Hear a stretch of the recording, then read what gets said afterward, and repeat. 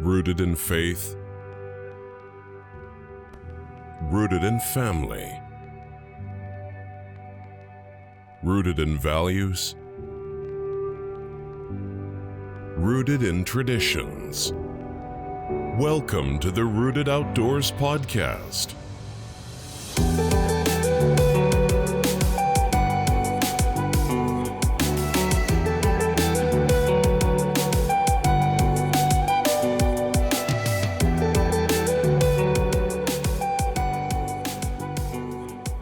And now your hosts, Corey Bauman and Dave Ashworth. Welcome to the Rooted Outdoors podcast. I'm your co-host and the new person that opens the podcast, Dave Ashworth. I'm here with my other co-host, co-founder of Rooted Outdoors, Corey Bauman. Corey, what's up, man? What is up? What's up? It's been literally years since we did a podcast. I don't know. I love you opening it, though. I think that's a new thing. Yeah, it felt weird. I'm not going to lie, but you nailed whatever. it. You killed it. I did my best. Man, I don't even know what we're talking about tonight. Who's that guy? I don't know who that guy is. We're going to talk about him in a second. Just some random guy. Wait, yeah, it's just some random guy. Wait, how did he get in here? But dude, give us in random meeting. Join meets on Zoom. That's perfect. We're welcome. Yeah, come on in. We'll welcome it. We'll welcome it in. So, why don't I introduce him first, and then we'll do some quick updates. So, up in the top of the screen here is my buddy Nate Burns, someone that I got to know. Man, I guess it was like the beginning of hunting season, right? It was just before it started, I think. Yeah. He reached out to me, and he's been in some of our videos. He reached out and just kind of appreciated what we were doing, wanted to connect, and he was local. And we went out one afternoon to knock on some doors to see if we could get some properties, and we did. We started hunting together, and man, we had a crazy season, to say the least. Man, a lot to go over with that, but it was a lot of fun. And so Nate's going to be helping us kind of push the Rooted Outdoors brand forward.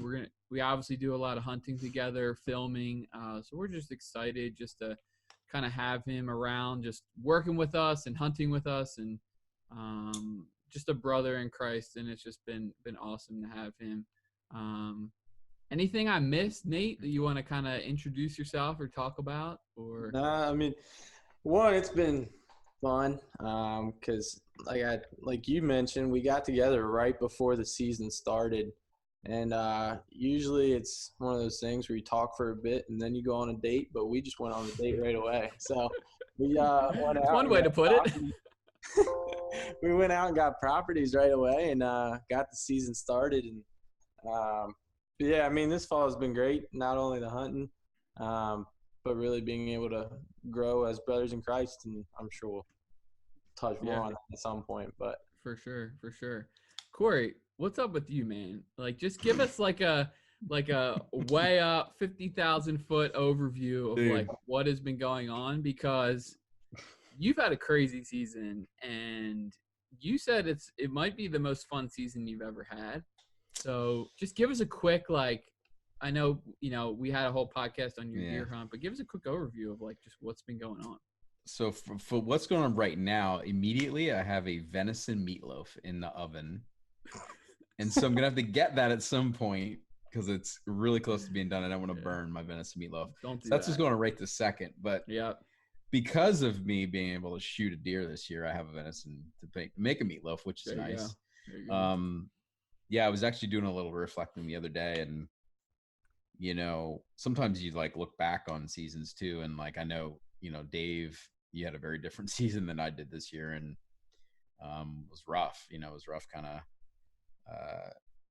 seeing you have some challenges and stuff, and then also being able to just go out and be so blessed to harvest so many different animals. Like I just got a chance to hunt the Hagerman, and then wasn't successful but came really close, and then left there. And then 2 weeks after the Hagerman, I think it was 2 weeks after the Hagerman, was when I ended up shooting my deer not too far actually from the Hagerman on public property. and ended up being the biggest deer I've ever shot. Probably, I'm not 100% sure, but probably a Pope and Young qualifying deer, which would be just really cool. And I don't know, I just think it'd be pretty cool, you know, to have a Pope and Young plaque on your wall underneath a deer. It's just something I never really imagined, even hunting for 30 years. And, you know, the last 5 years have been crazy after, you know, you and I had met and stuff, and we started to really dive into how to find mature deer and stuff. So there's that. And then I went into really just to grab my tree stand. And I was like, well, I'm in here, I might as well sit. It's a mile and a half in the woods. Sat first thing in the morning, thought maybe I could, shoot a doe. Coyote comes by right at light, and I end up shooting this coyote with my bow. So I ended up knocking that one off the bucket list. Then got to go on an amazing amazing waterfowl draw hunt. So I've never waterfowl hunted, Dave. I know you've been trying to get me into it for years, and I finally got an opportunity to do that. So I've been on 2 waterfowl hunts and ended up last weekend shooting. We didn't have a great morning. I mean, it was snowing up here and everything, which you think would be awesome, but we had a great time. Met some new people and met some new friends last week, and was able to shoot a hooded merganser, which is a really cool looking duck. And I wasn't even about mounting ducks, really. I just was out there just to have fun. And I'm like, you know what? I told Josh, the guy I went with, and Josh is a friend of ours. He's been on our podcast a couple times. I told him, I said, dude, honestly, if I shoot a hooded merganser, I'll mount it. Cause we ended up seeing a bunch of them when we were on the draw hunt. We just didn't get a shot in any of them. And sure enough, we're literally getting ready to wrap up. And I was the one that was like, you know what? I'm cool if we go eat breakfast. And our new friend, John, who was sitting with us, John's like, 30 more minutes. We sat there, and 10 minutes later, this hooded merganser comes in, lone duck, right in front of us, comes in, cupping. We end up shooting him, and so I have him in my freezer right now. So, awesome.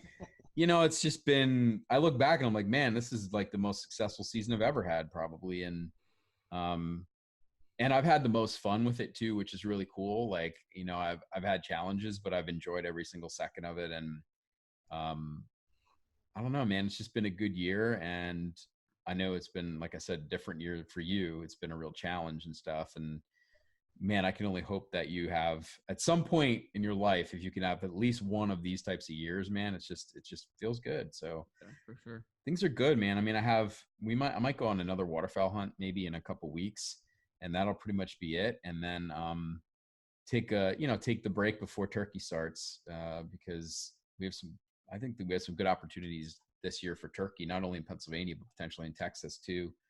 So that's it, man. Just working hard, back in the groove. Man.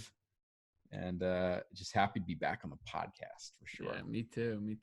With Nate, of course. Happy to be back sure. and have Nate with us. For sure. So Nate, why don't you kind of give us the same thing? Just a quick summary of kind of your season and the focus of this podcast, before I'll let you go, we're going to talk about some lessons that we learned from last season. Obviously, all of our seasons were very different, so a lot of lessons learned. And something that I think is really important, specifically for whitetail hunters, is that every single year you should be trying to grow. And there goes Corey to get his meatloaf. You should be trying to grow and see things that you can do better from last year and tweak things. And I think it's really important. So we're going to talk about some things that we're going to try to improve on for next year. And the hope is that, some of the lessons that we learned, some of the mistakes that we made, that people can learn from those, but also some things that we're going to tweak next year that people can learn from those too. But Nate, why don't you kind of just give a quick overview of kind of what your season looked like and some things that you're doing now. I know you're still kind of doing a little bit of hunting as well. Yeah, this season was awesome just because I think it's the first fall that I was actually dedicated to the woods. I've always been a avid outdoorsman, but more on the fishing side and doing trout fishing and then a little bit of bass fishing. And so I got into hunting about 3 or 4 years ago, really getting out there to shoot whitetail mostly, and mostly bow hunt. So it's been kind of fun because this season was the first time that I was really dedicated to finding deer and finding big deer. I've pretty much just hunted people I know their land. And so it's basically like, hey, whatever's out in my backyard, like you've got a chance at. So this season was fun just because we did get out and got some properties. And I got to see several deer while I was in the stand, and actually between a few of the bucks we saw at our properties here in Pennsylvania, and then potentially the one that I saw down in Maryland, I saw the biggest buck I've ever seen in a stand, which is obviously an exhilarating feeling. And so that was pretty neat. And then I got the opportunity to have you in the tree with me when I shot my buck this year, which was, I mean, that's a memory that I'm going to hold forever, being able to tell that story. And obviously we have the story on film, besides the little bit of unfocused. Oh, you just had to throw that jab in there. I Thanks, knew Steve. it's coming. I knew it was coming too. We're going to hold that forever. But, and so I think it was, the most thrilling season that I've had, just because I did have that opportunity. I got to self-film my first. It was a doe, but I got to do it myself and have that on camera, which was really cool.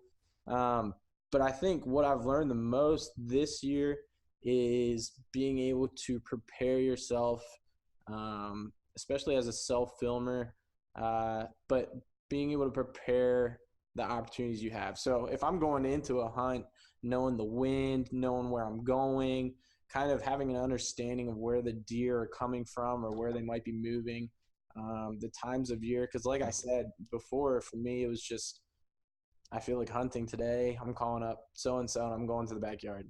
I didn't really have – I had a somewhat of an understanding, but not as much as I was trying to get into it this year. And so it was fun being able to hunt with you guys because, you put – your mind together and your experience, and then my little experience and knowledge of just watching YouTube and listening to podcasts. And so, but yeah, kind of an overview. Got out a lot. I'm trying to get maybe one more hunt. I've really gotten into the spot and stalk thing a little bit here in the last few weeks, just because I'm a little tired of sitting in the stand. So just getting out and finding tracks, maybe find a deer, and then the hard part right now is actually putting on the stalk. I've gotten within probably 60 yards 2 or 3 times now, and then I guess Sorry. It's tough, man. Sorry. It is tough. It's very tough. So, yeah, that's a little update. Nice. Man, you guys have had some good seasons.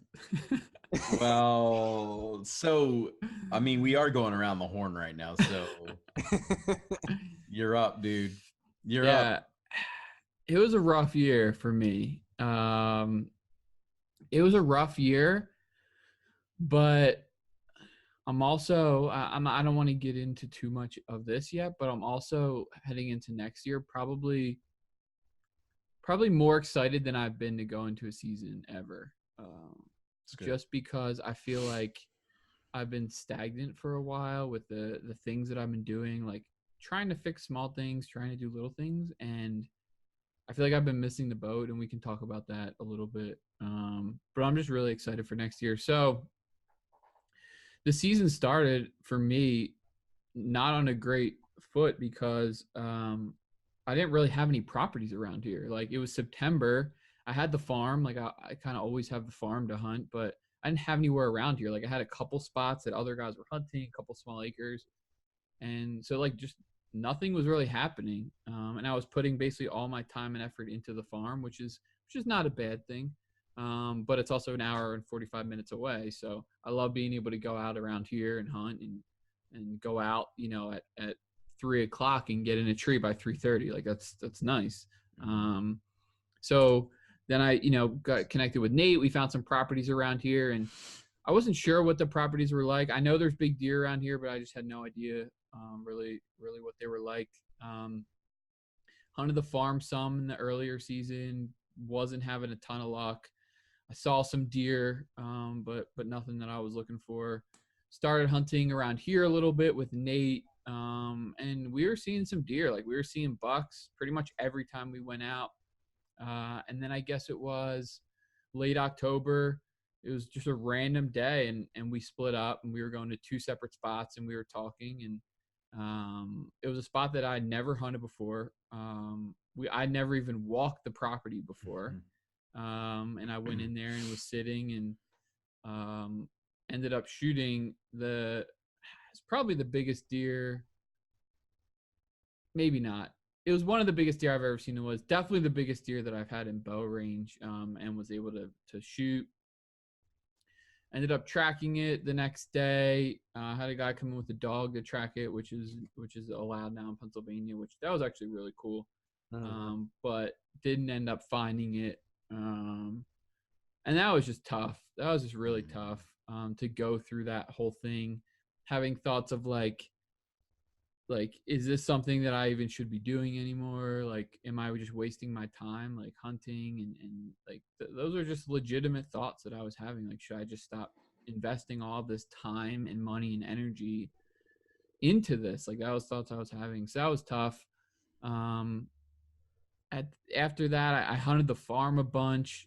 Man, I had some hunts there that I felt like everything lined up. Like, I had the wind. I had probably an hour hike in, crossing the creek twice in my waders and all my gear in the morning. And like, I thought everything was perfect, and I literally didn't see a deer. Like, that happened a couple times, like sitting all day. And like, that was just wearing on me. So it was really hard. It was really hard. But I feel like I learned a lot this year, and we'll get into that. And like I said, every year is different. I did get to, put an arrow in the biggest deer that, I've ever got a chance to shoot. And unfortunately it didn't work out.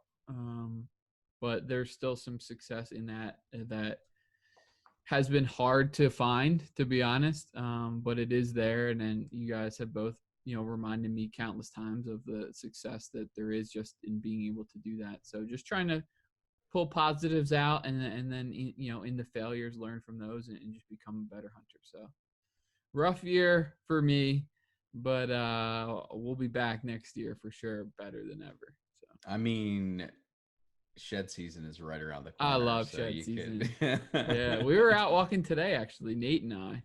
Yeah. We went for a little walk, and it's never good shed hunting when you see 4 buck that have both antlers. So. Yeah, you're probably not gonna get that far. Not good. So, but it was good. It was good to get out. That's cool. I keep telling him we're gonna find the 140 shed of his buck that he hit, and then next year he can have the second chance at it. So, yeah, it's a good possibility that if he's alive, you will find it, right? Because it's not that big of a track, and it's not. I mean, he could be on the other private track too, but like, yeah. It's possible. Yeah, we'll see.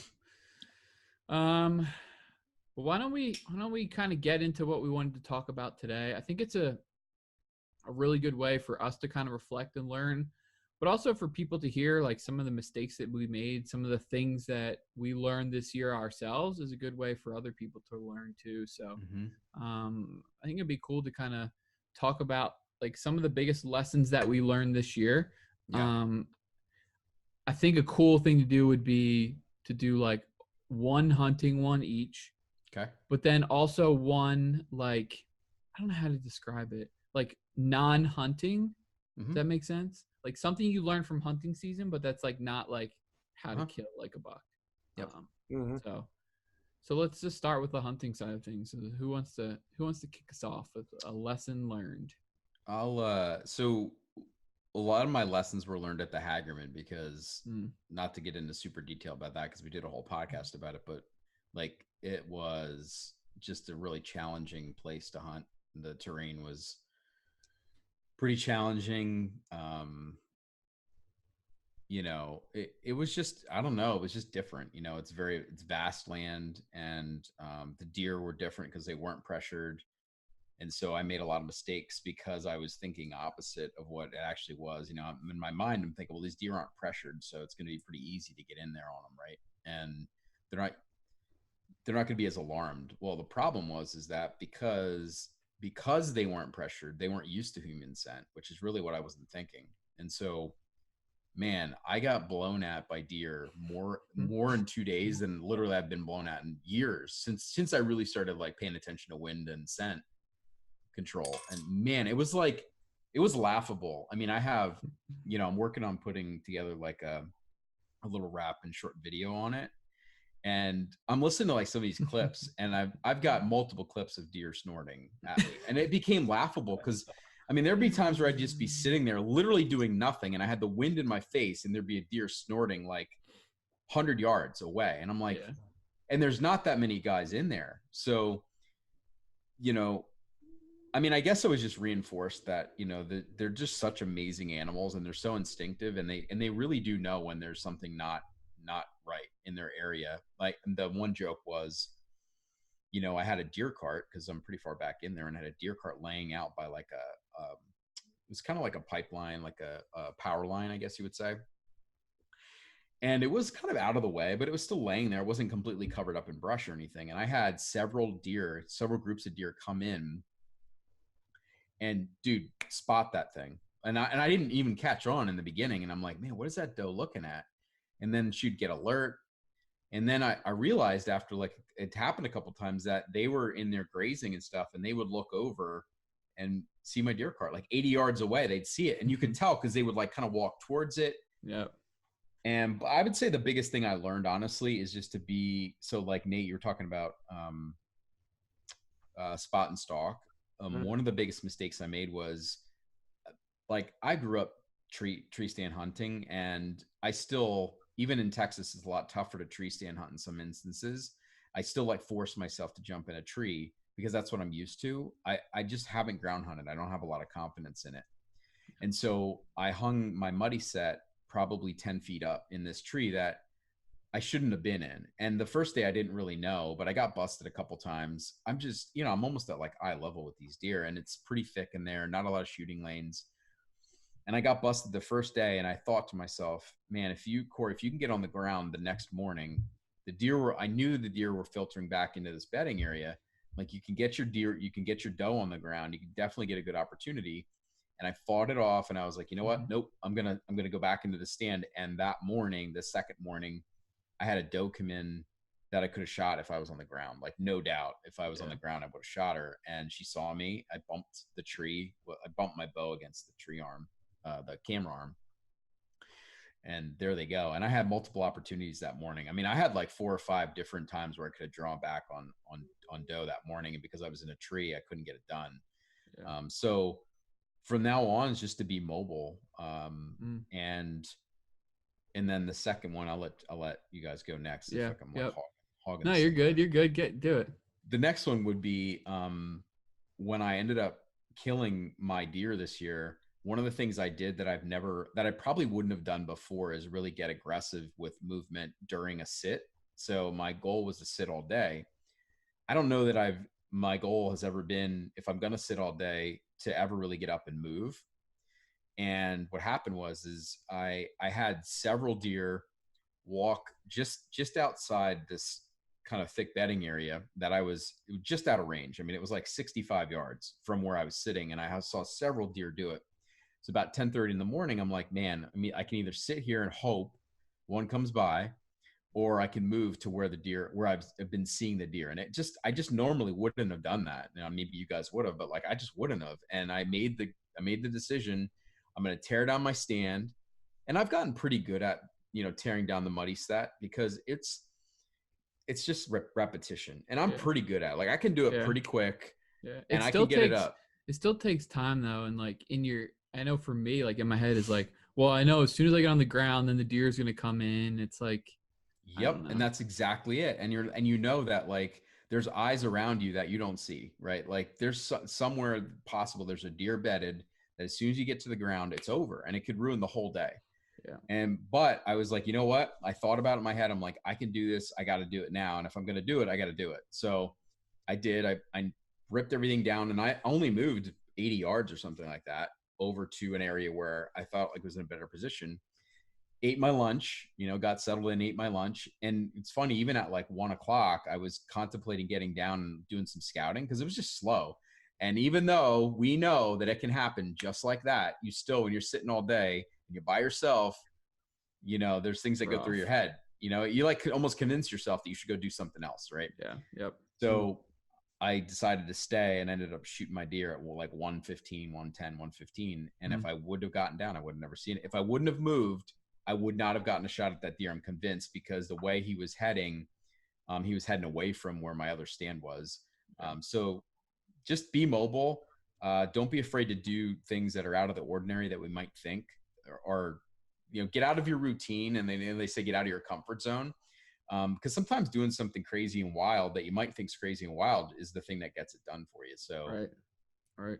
that's it, man. It's good. Those good. are my lessons from the year. Yeah. How about you, Nate? I think that's a good. Actually, I like what you kind of finished off with there, because that was one of my biggest things that I was learning this year. Because at first, I was basically like, all right, let's get in there, let's find a tree, and let's just sit. Let's just wait it out. Let's sit. And I think in certain times of the year that can be effective, especially if you're just going for a morning or an afternoon, like the rut season might be a little more effective that way. But what I learned, and I actually figured this out because the one day I went down into Maryland and I carried my stand with me, but I had the idea of like being flexible at the same time. Well, what ended up happening for 3 hours, I'm just chugging around 70 pounds of gear and sweating my tail off. And I'm thinking, like, what am I doing? And so I think one of the biggest things I was learning is just be flexible, but also kind of be disciplined in what you're doing. So having a plan of like, hey, right away, I'm doing this.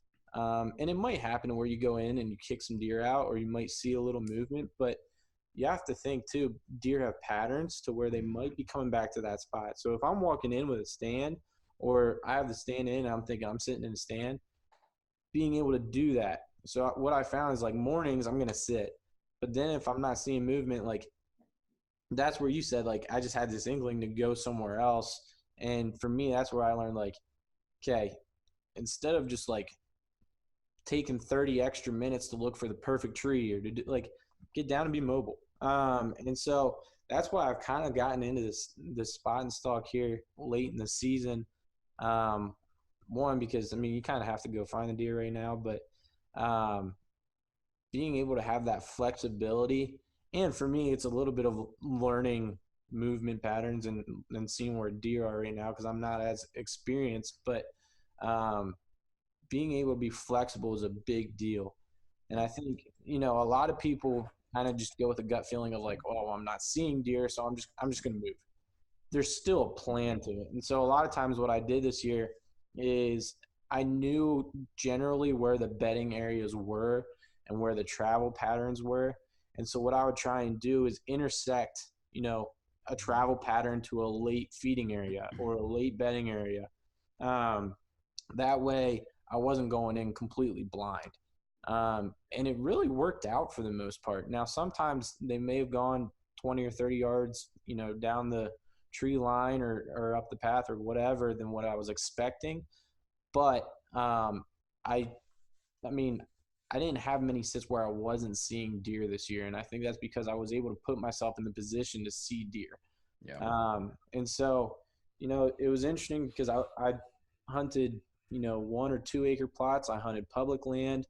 I figured out in Maryland, the likelihood of seeing people on horses very high, and they're going to come right under your stand, and you're going to see a lot of that. But, as much as that discouraged me in those times, 5 minutes later, I'd see deer, or 10 minutes later, I'd see deer. And so, again, that's where the discipline part comes in, is because every hunter is going to have that day where they're going in and they're thinking, this isn't the spot. Yeah. Right. And oftentimes it's 5 minutes after daylight. Like we've been sitting there for 2 hours in the dark. We're already thinking, no, this isn't it. This isn't it. Like, you have a whole morning, man. So go in and be disciplined, but then have that flexibility of, hey, if you're going to be mobile, but again, have a little bit of a plan when it comes to it, right? You're not just chugging around. I think too, like to your point, what you're saying, like it's hard too, because, like when we all watch a lot of YouTube videos and stuff like that, it's hard to not sit there and go, well, this isn't what I'm supposed to do because so-and-so hunts this way, or whatever, the way you were brought up sometimes too. And I think, going with your gut, like you said, and just going with your gut sometimes and not listening to anything else, just going with what feels right at the moment is the key to it. And you're going to make mistakes by doing that. I mean, I know I told Dave last year, man, I couldn't find a deer in Texas. Like I literally could not find a deer. And one day I was like, Dave, he's like, what's your plan for tomorrow? And I was like, honestly, dude, I'm going to literally walk until I bump deer. Like I get to find deer. And I did. And I ended up having a pretty decent morning. And that's kind of like my thing. Like I don't worry about bumping deer anymore as much. I mean, yeah, there, like you gotta, obviously there's times where you gotta be careful, like if you're bumping deer and when you're hunting and all that stuff, but like, I'm not as concerned to your point. You know, I think a lot of guys think their whole hunt's ruined by like one moment, and it's not the case. It's not. Right. It's not. Right. Yeah, it's good. It's good. Yeah. I mean, for me, it's very similar to you guys. I think the biggest thing, I have a couple smaller things, but the biggest thing is the mobile thing. Specifically at the farm, you know, I have a lot of stands set out there, and I felt like a lot of times this year I was just using them as a crutch because it's easier. It's easy to get in a stand that's already hung, and I really didn't think on a lot of them that, you know, I kind of built up in my head like, oh, well, this can happen or this could happen. And some of that could have been true, but I needed to get mobile and like get to where the deer were instead of like trying to let them come to me. Just be more aggressive, like get in there, be mobile and go find them. Because, you know, we have, you know, some cell cams that we run there. We weren't really seeing them on the cell cams that much. And the sign, like, there was some sign, but wherever we were, like we just weren't where they were. And like to keep doing the same thing over and over again was just a mistake. And so, you know, and I've had, you know, those sits where it's like, you know, this spot isn't it. It just isn't it. Yeah. And I think moving forward, like in the past, it's okay, well, I'm here, like I'm just going to sit here. But, you know, if I get to a spot like moving forward and it's, you know, 30 minutes into daylight and I'm like, this isn't it, like I'm out of there. Like if you really don't believe in the spot you're sitting in, why would you continue to sit there? It doesn't make any sense. Like I'll go like scout or do something else. It's a way better use of my time. So being mobile is huge.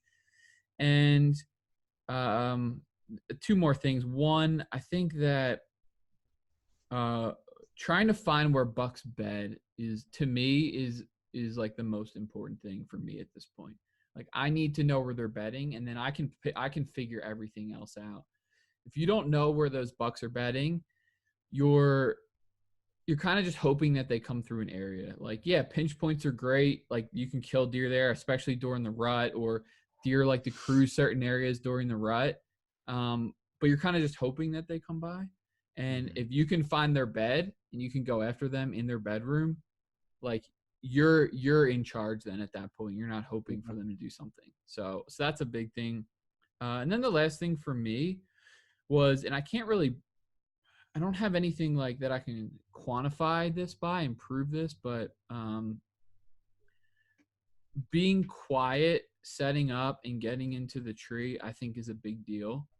You know, when you're in the woods, like deer aren't used to like a metal clanking on metal. Like they just know that shouldn't be there. And so I tried to do a better job this year of like being more like silent and stealthy. And I know I could have done better. But I did try to do that more this year. And that's something I'm definitely going to try to improve on. Because I just think it's a big deal. I think it's a really big deal is not alerting deer that like you're here, you're coming in. Like we have enough other things to worry about with like them seeing you and the wind. And like, you know, if you're careful and you do things right, and you know, you can prevent a lot of the noises that would scare deer away. So just being silent, more stealthy was I feel like another lesson that I learned, and it probably not doing it well enough probably cost me multiple times this year that I just didn't even know. So yeah, and on the gear trend, I can't stress enough how important it is to be efficient with your gear. And I know that's like easy to say because you want to get in and you want to get out. But for me, especially being a beginner with self-filming, I was carrying around a lot of gear this year. And I don't mind that. Like for me, I kind of consider it as a workout. So like, I don't have to get in the gym. I'm just carrying around a lot of weight in the woods. But I felt a difference from beginning of the season to the end of the season. Toward like at the end of the season, I was like, I'm tired of carrying this backpack. Like, and that goes into, okay, am I carrying the lightest gear? Am I efficiently packing to where like that extra, whatever it is, like I don't need that. Because for me, I like going in light. I'm like, well, I'll throw 3 sweatshirts in because, hey, maybe I'll get to that third one. No, like trying to be as efficient as possible. For sure. Because, and even when you get back to the truck then after the hunt, making sure you put things back properly. Because, you know, what it'll do is it kind of takes a toll on you when, if you just throw something in the truck and then the next day you're looking at it like, man, I got to get, like, take that extra 5 minutes, just put things away the right way. Yeah. Do it so when you put it back, it's going in or it's going to be how you want to take it back out then. Yeah. So, like, for me, I always have my camera arm and the strap that I put it to the tree on up top, because I know once I get my tree, like that's the loudest thing. So I want to get that taken care of right away. Yep. And then usually it's the rest that I'm going to put my bow on. That way I kind of get gear out of the way. But being efficient with that stuff is very important. And I think too, I think one of the things that is tough for hunters is taking that leap to get good gear, as far as whether it's a nice backpack, and some of the price tags are the reason we stay away from that stuff. But what you have to understand is it is going to make you a better hunter. And you don't have to go necessarily Sitka or whatever. And I mean, I've seen Dave with the Sitka stuff, and quite frankly, he's a lot more efficient than I am. But, so their stuff is really good. But, you know, while it might have a price tag on it, if you want to be a good hunter and an efficient hunter, it's worth getting that stuff. Because, like I said, from September to December, I could feel the toll it was taking on my body, which kind of took away from the experience of the hunt sometimes. And that's why I think, too, I got into the spot and stalk, because right now I'm carrying a camera and my bow. Like, that's it.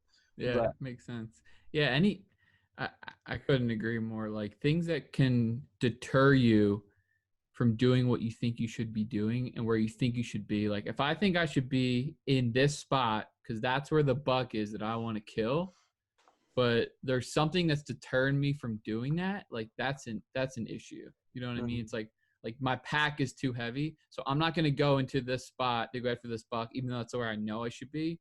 Like, for me, like crossing this creek at the farm, like that deters me a lot. But I need to find a way to get over that, because if I need to be over on that side, like that's where I need to be. So I think it's a big deal. It's a big deal. And the organization piece too, while you're huge. You know, like I think about how we joke around every year about the first hunt, like you're not going to rust off, right? But like, there's nothing worse than getting in the stand. And I don't know how you guys are, and maybe this is a personal preference, but like I am. So for safety, I do use a light, right? A headlamp, but I've gotten like pretty good at being able to set up in the dark. Like, yeah, for sure. Once I get into the stand, I need to know kind of where everything's at. You know what I mean? Like, if I go to my pack, I know on the left-hand side is my rangefinder. And if it's not there, not only do you start to rush to get set up, you get out of your routine, you make more noise, because then you're looking for something. And that's how that first or second hunt is, dude. You're just like, why is my camera arm on the bottom, my camera's on the top, and you're like trying to like move stuff around. It's like the worst. So to your point, having good gear that actually creates good organization is the key to it. And yeah, you don't have to spend like $6 million on Sitka stuff like Dave does. You can get the Badlands stuff. It's cheaper. No, I have Sitka stuff too. It's awesome. Awesome stuff. But yeah, I just think it's very important, because there was one hunt this year that completely kind of changed the way I packed. And I took my backpack off. I put my bow down. I was hot and sweaty. And I always put my wrist sling and I attach it to my bow. Well, for this day, I was just too lazy, and I stuck it up in my passenger seat, and I thought, I'll remember it, right? So I get next day, go up, get set up, and I'm like, dude, let's go. Like, it was an hour and a half before light. Like, I was set up. We were going to shoot a deer today. And about 30 minutes before, I'm like, all right, well, I'm going to throw the arrow in. And I'm feeling for my wrist sling. And I'm like, what is it? You've got to be kidding me. Then I have to chug all the way back down the hill and then come back up. And I think Brutal. I remember Dave texted me. He's like, you set up, you get it? And I'm like, dude, no. Like, I had to go down. I had to get the sling. And then, I mean, that ruined like my first hour because I'm just sitting there. There's no way I'm seeing a deer. I'm sweaty. Like, this stinks. And so, like, that extra 3 minutes or 5 minutes or whatever it is to either pack or when you get down to just make sure things are there, you know, you're ready. That's so important. And I think that's highly looked over sometimes. I couldn't agree more. And the most important piece is you got to here we go. You got to know where your snacks are, because if you don't know where your snacks are in your bag, you're done. You're gonna die in the tree stand. That's happened to people with no snacks. Yeah, I've heard that. It's true. You got to have a good snack pocket. Oh yeah. I have a whole pocket dedicated to snacks. Yeah. And make sure it's full every time. Yeah. With a variety, because you don't want to get stuck with the same boring old snacks. Like, switch it up. Be a master snacker. Like, just one last tip. So something that Corey and I did this year, because a lot of people go like peanut butter and jelly, right? Yeah. Like turkey sandwich, like just some bread and turkey. Which by the way they're not bad. They're good. Okay. But if you want to take your game to the next level, which we did this year multiple times, yes, you go full blown homemade hoagie. Yes. Full blown with everything on it. Yes. Sweet peppers, lettuce, mayo. Put it on in the morning, not the night before. No. Get your roll soggy. Yeah. Full blown, all the condiments. You'll be seeing more deer. You talk about spending a couple extra minutes. Like, get up if you can get up an extra 2 hours earlier and make yourself some good lunch, because 100%. It's worth it. Yeah. I mean, worth it. Yeah, you got to have it, and you got to be disciplined to make sure that you have enough food. I mean, we went, let's see, I'm pretty sure we went double hoagies every single day we hunted. We did. Yeah, we did. We didn't see one deer, but man, we ate good. That's why we're both fat right now. But all right, so those are kind of our hunting lessons from hunting season. Let's talk about lessons from the season, like not related to hunting, but that you learned from the hunting season, if that makes sense. I think there's a lot of lessons, like life lesson, I guess you could call it, like a life lesson from the hunting season, something that you learned. So whoever wants to start, dive in. I think I can kick us off with this one. I think the biggest thing that I learned this year is, I think, because we're very challenged to go after the biggest deer and go after the trophy, but I think the biggest thing for me was just making the story and creating, that atmosphere that it's fun, and it's always going to be fun. And there's going to be the days where we're in there and it's cold and we're not enjoying it as much because we're freezing our butts off. But I think the biggest thing I was focusing on this year is just the opportunity, one, to be able to be in the woods, to be able to experience God's creation, and having that mind of I'm always learning something and I'm always experiencing something new. Because I might see a deer come in front of me and the next day a deer does the same thing, but is it as cool that second day? Well, for me this year it was, because you're not always given the opportunity to do what we do, and so even when it came to being able to film, and when we got my buck, the vibe and the feeling of being able to watch that, it's not your biggest buck. I mean, it might be in the teens if it's lucky, but it was just how it happened. So we called the deer in and it came in, and it's just that whole scene of like, we built that up and we made it happen. And then we got to harvest the deer.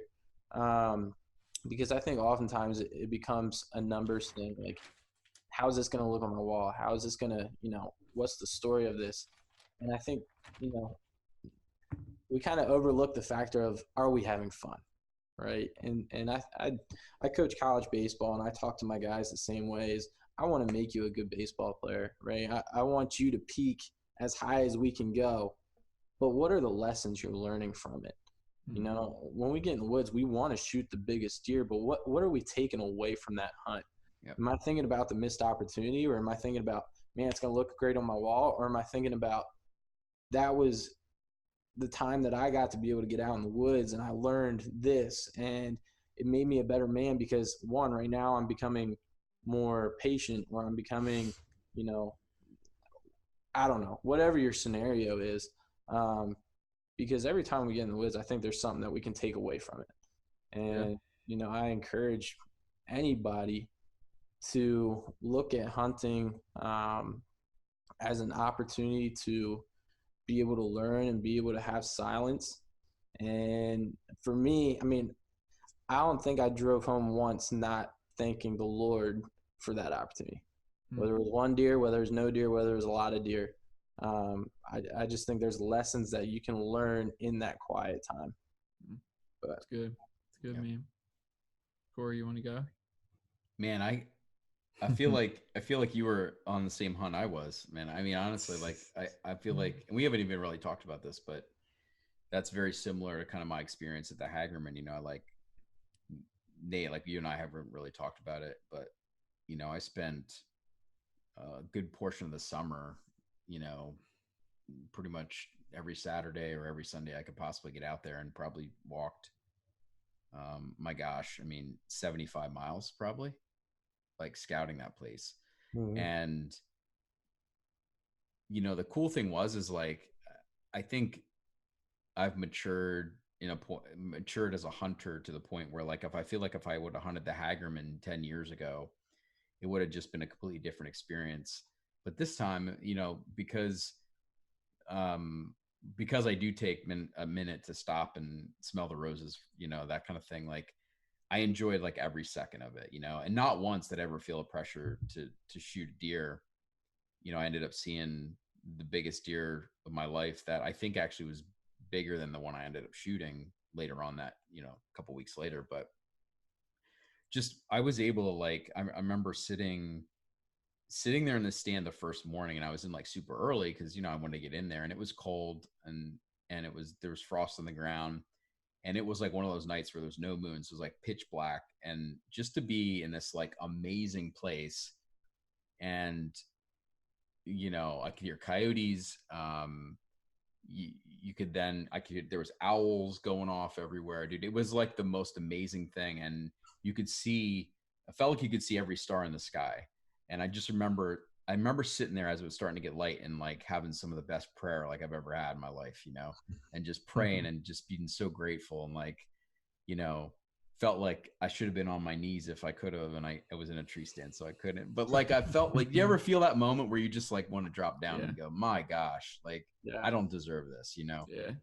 And the whole hunt was like that, you know? And I walked away, and I remember texting a picture of the sunset as I left the stand. You know, there was a moment where in the afternoon of the last day, I sat down and ate my lunch on the ground. Like, I don't even know why I sat down where I sat down. I just like kind of like put my stuff down, and there was a creek there, and I sat down and ate my lunch and just kind of was reflecting on a bunch of stuff. And I left there, and I like took a picture of the sunset. And as I was leaving, like I just felt so full, and I didn't kill a deer. Like I did miss a doe there and stuff like that, but never once was I like disappointed that I missed this doe, to the point where like I was beating myself up, you know.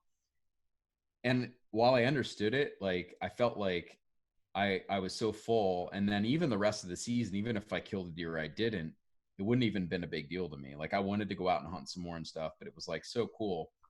And then when I killed my deer, it was almost more evident that like God was just the whole Hagerman experience was never really meant to kill a deer. Like it just wasn't. And I left there and I was like, man, this is a place where I may never get back here ever again, because it's such a unique place that it's private. Like you can't go onto the property unless you have a tag to hunt it.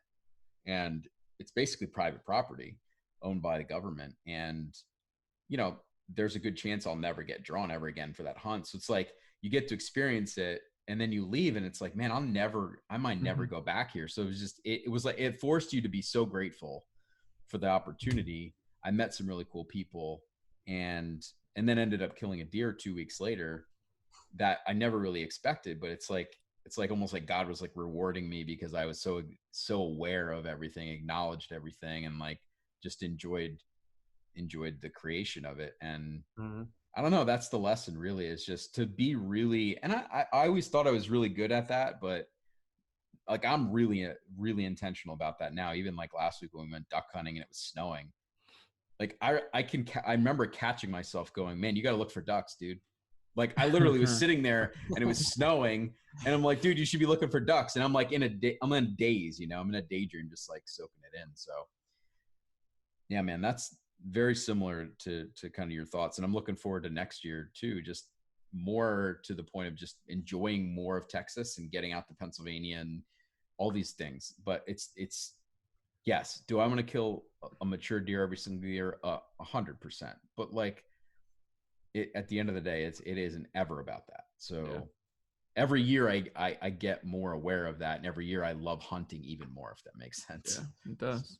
And I think the simple phrase to that is just keeping your head where your feet are and keeping your mind where your feet are. Because if you get ahead of yourself, and it's kind of like what we were saying earlier when we were sitting in the stand, like if you start thinking of the next thing that can happen, your mind's never going to be settled. And I think that's the same way in life is, you know, if we just keep our head where our feet are, and we just take care of that minute or that moment, I think we'll be pretty satisfied with what happens. And when you look at our relationship with Christ, you know, tomorrow's not granted, and whatever is coming down the road, it could be good, it could be bad, but if you take care of your faith today, and live your life that at the end of the day, he says, well done, good and faithful servant, you can't not be content with that, right?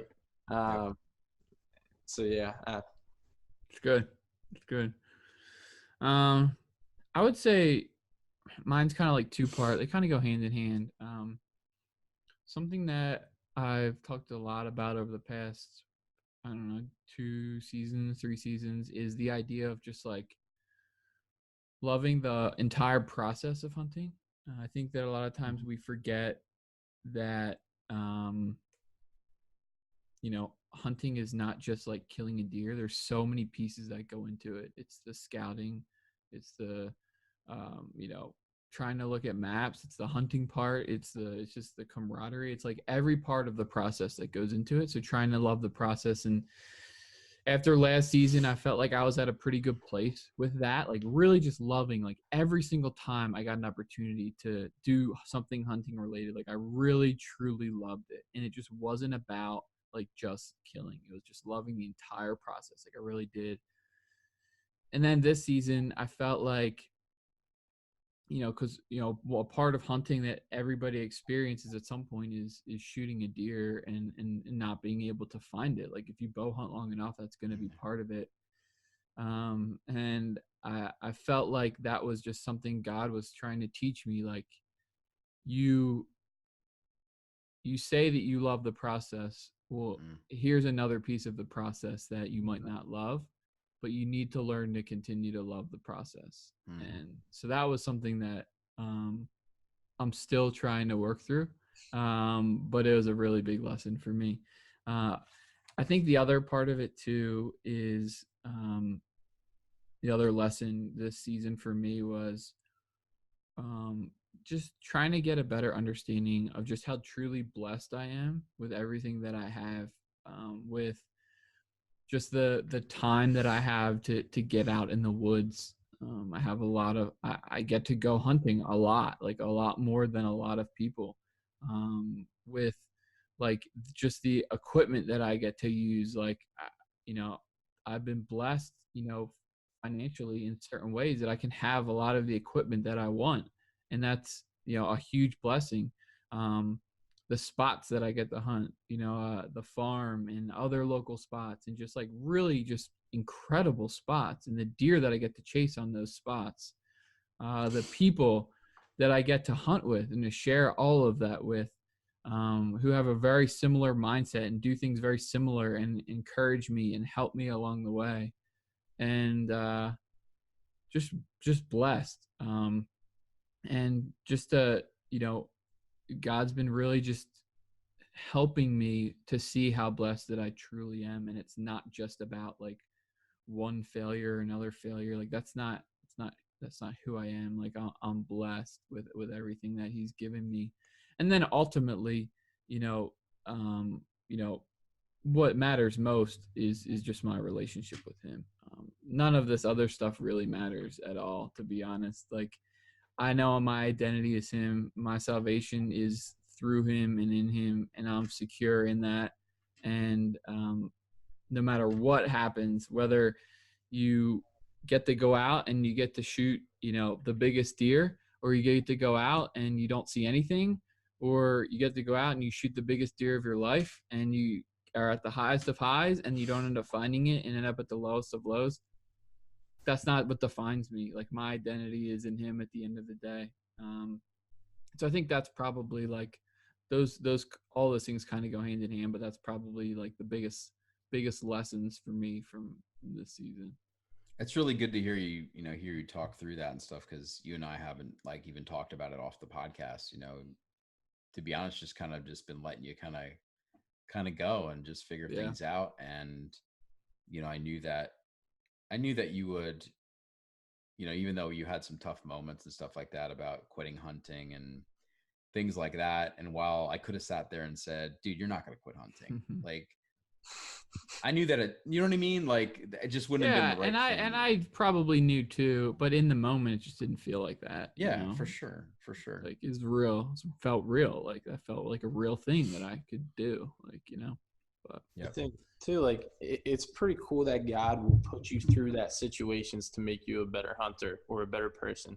Because I mean, one of the biggest things I learned when I went to basic training in Fort Leonard Wood was they're creating atmospheres where you are going to fail. And they're not there to boost your ego, and they're not there so you can get this big head. The idea is they're creating atmospheres for you to fail so you learn how to work through it. Because they can't trust you. And in the same way, God is doing that. He's creating these opportunities where you're not going to succeed. And it's not that he doesn't love you. It's not that he doesn't care for you. It's not that he doesn't want to see you succeed. He wants to see you succeed, right? But he's building you to be a better warrior for Christ. And if we can't respond from those lowest of lows, how can he count on us when we're at the highest part of our life? I think one of the biggest things when you look at athletes, it's super easy to give God the credit when we win, right? But when we're losing, are you still giving him credit? And I know a lot of people ask that question, but there's a reality to it. Because it would have been really easy, Dave, for you to say, like, I'm done. This season, we're just throwing it away. Yeah. But we got back in the stand and we found opportunities. I mean, I looked at the duck hunt when we went up there on the river, and we're having a blast. I mean, we're not shooting ducks. I am jealous. We weren't shooting ducks, and we missed some pheasants. And if you would have looked at us, you would have thought these guys don't hunt, right? I mean, it just looked like a crap show. But we had fun, and the idea is we came back up from that. Sure.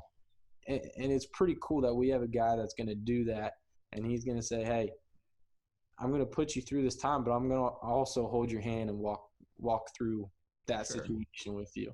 I mean, he's not going to leave you stranded. He's not going to leave you, and he's going to try and get you back so you're standing firm on that rock, right? True. Yeah, he uses these things for his glory, and we just have to kind of work through them and figure out what that looks like. And I have no doubt that I will grow from this, for my whole season, and already have some ways that I think that can advance the kingdom through the season that I had. So, all right, I have one last question for you guys. I get one for you too. Oh, why don't you go? And mine's an easy one. So go. I haven't been keeping score of time here. We're going. Dude, how the heck? I know did we go the whole podcast without talking about your brand new daughter that literally was just born? Like, what the heck? I feel like the worst friend ever. I definitely thought that was going to be one of the first talking points, too. Just didn't He come didn't up. even bring it It's up. like- Oh my gosh. I mean, dude, what is it like to be a father? Like days It's- old. Man, it's crazy, man. It doesn't feel real. The whole thing like just doesn't feel real. It doesn't, man. Like a little person is like living in your house and you're solely responsible for like keeping them alive. It's wild, right? It's wild. But man, it really is like the greatest gift, man. My gosh. It's incredible. And like the whole like birth process, and it's just like, man, I don't know how someone can like go through this process and hold a baby in their hands and like not believe that like this was like created by a designer. Like how I just doesn't make any sense. Like this person came like, yeah, it just blows my mind. It blows my mind. It does. It's insane. It is insane. Like It's crazy. But man, It's it's like been awesome. Did you It's send been him the awesome. same picture that I got, the first one, where it looked like a selfie? Oh yeah, the It nurse. almost looked like Dave was like so grossed out that he's like, "Hey, let's make this happen quick. Smile for the camera. All right, you're on your own." Like, It's a good one. It's a good one.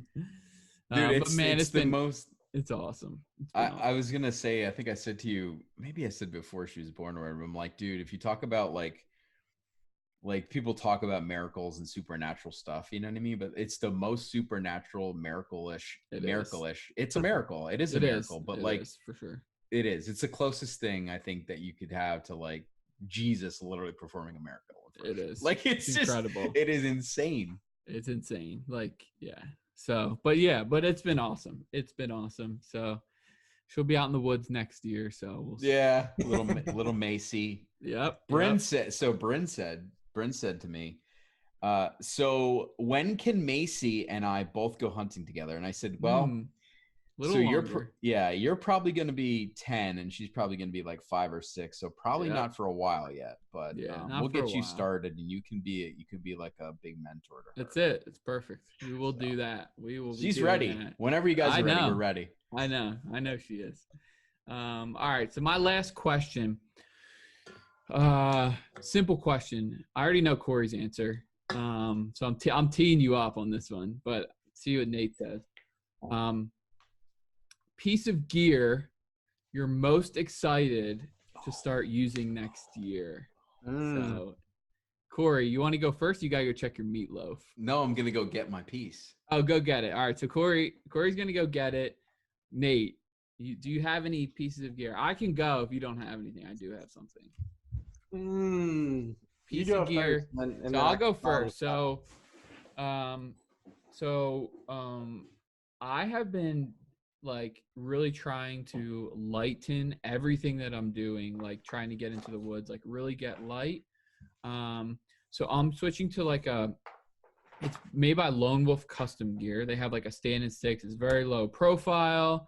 It's very light. So I'm switching to that this year and moving away from the muddies. And I'm really excited about it. I think it's going to, because, man, Corey, like getting those muddies and the sticks and your bow, like, man, I dread throwing that thing on my back. Like, I dread it. And so, hopefully this will help me be like, okay, I need to get all the way back into here. Like, okay, I can do that now. Where, like, we talked about it last year, like the mountain, like, just couldn't do it. Like, you just can't do it. It's just way too heavy. Especially when your buddy gets sick and then you got to bring 2 muddy stands out a mile. That doesn't happen that often, but but it does happen. It happens. Yeah, it's bad. Yeah, it's bad. We'll tell that story sometime. It's a good one. But yeah, so that's for me. That's mine. That's awesome. I'll let Nate keep thinking. Corey, dude, I'm pumped. He's going for it. He's going for it. This is just arrived like 2 weeks ago. Is that a diaper? There it is. My tethered Mantis hunting saddle. So I am. Yeah. So I'm gonna try saddle hunting this year. I'm pretty pumped about it because,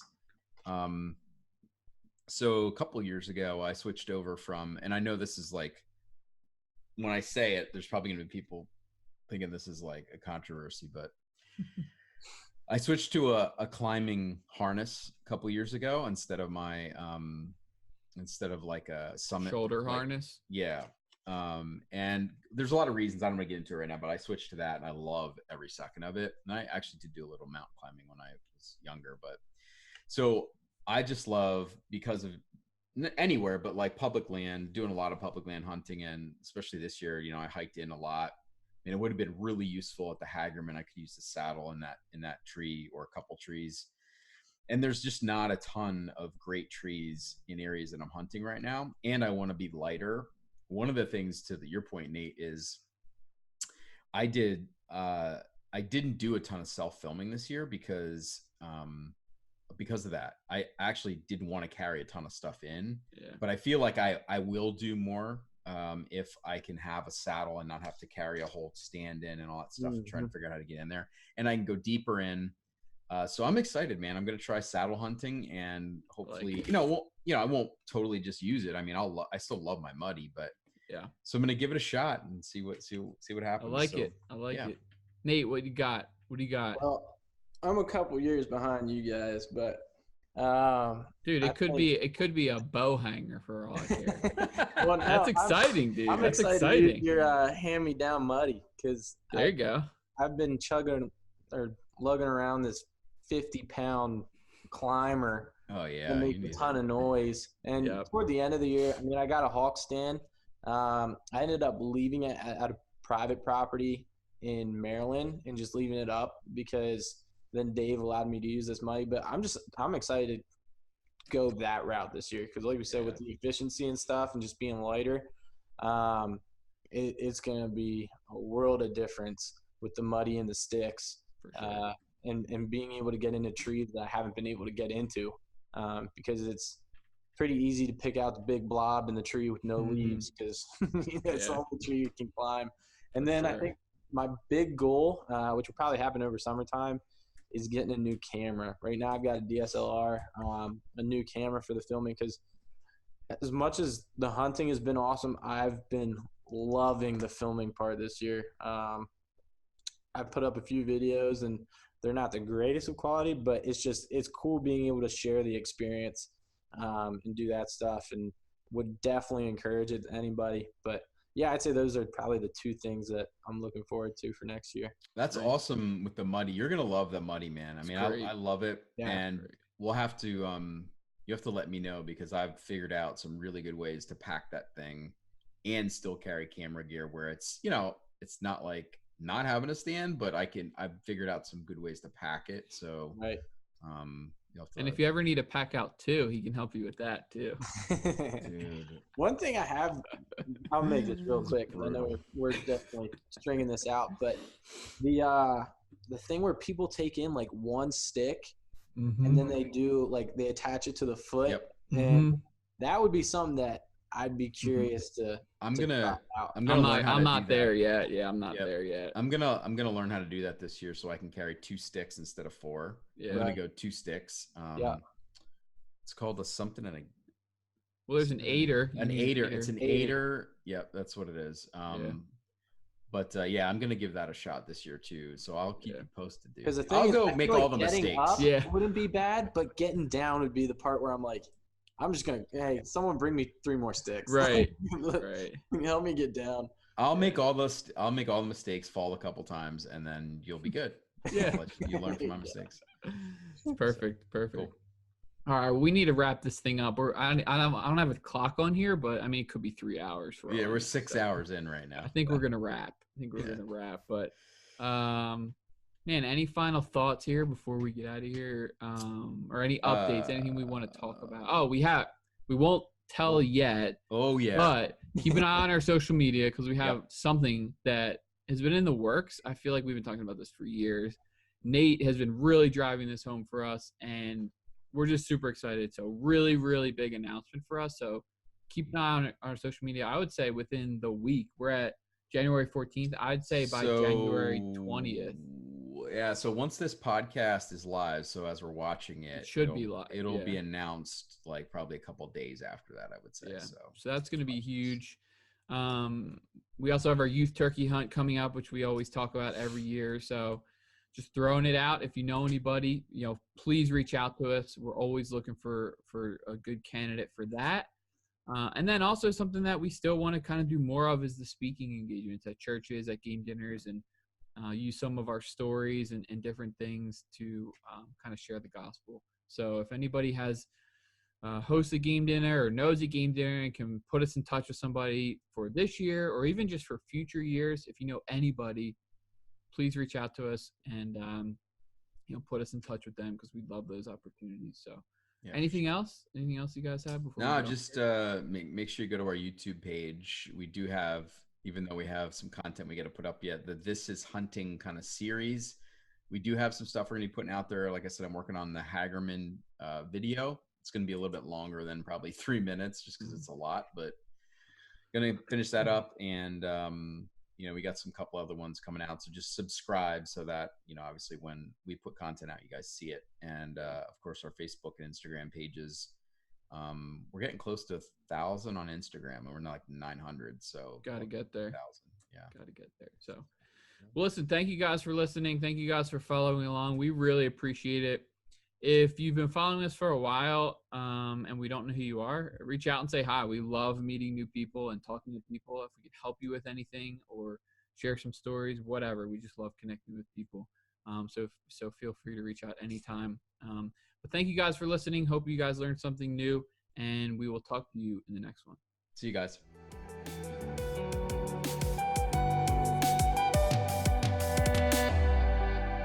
Thanks for listening.